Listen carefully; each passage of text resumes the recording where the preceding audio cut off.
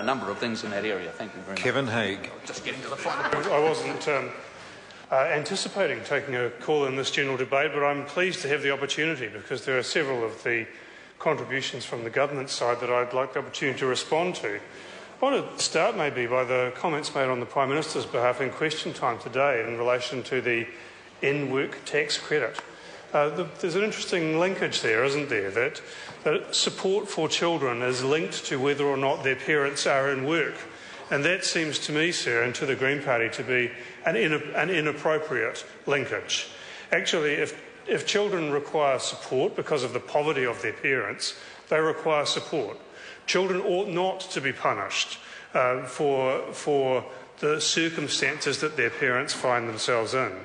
And that, sir, is why we favour a process whereby the support for such families, for those 21% of children living in poverty in this country, a statistic that I'm sure we are all embarrassed and ashamed of, that support ought not to be related to the circumstances of their parents. It ought to be related simply to the need of their parents. But the Prime Minister went on and he talked about the importance, as indeed we've just heard from Mr Goldsmith, about the role that work has in lifting people out of poverty. And I don't dispute the fact that work has an important role to play in lifting people out of poverty. Actually, education arguably plays a greater role, really great health circumstances also. But sir, the fact is this, that actually under this government, the number of jobs has not increased. And so the work is not available for those parents to lift themselves out of poverty. The escape hatch from the poverty of the 21% of New Zealand children is not available to them. So on the Prime Minister's behalf in question time, there was comment about work readiness instead.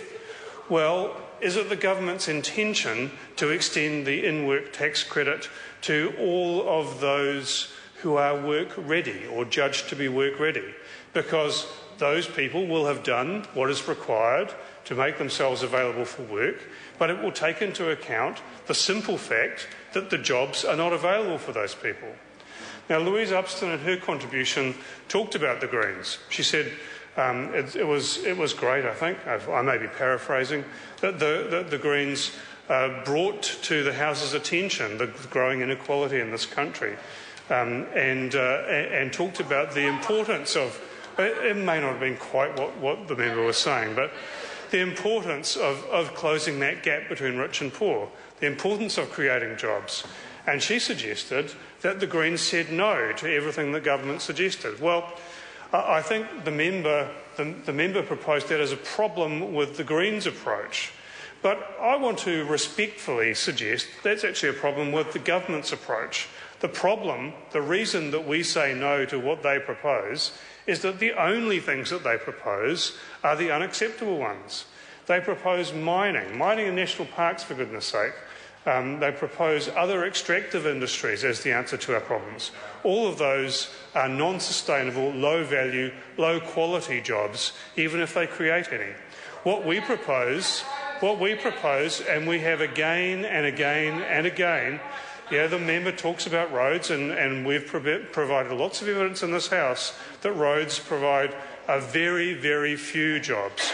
In fact, on the one area that does actually provide jobs in that space, creation of cycle tracks, we're working with the government. We're working with the government on home insulation. We've provided many proposals to the government, both directly and through this House, for ways in which many more jobs could be created, and the government has been saying no to all of those. And the government has rejected all of the proposals that we have made that would be much better investment of the Crown's dollar in creating jobs. Now, what does that say, sir?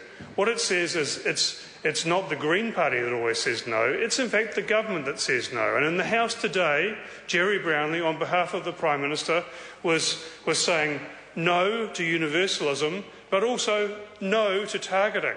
Sir, it's the government that says no, and they are wrong. Leo Fa'amulia Asanati Lole Taylor.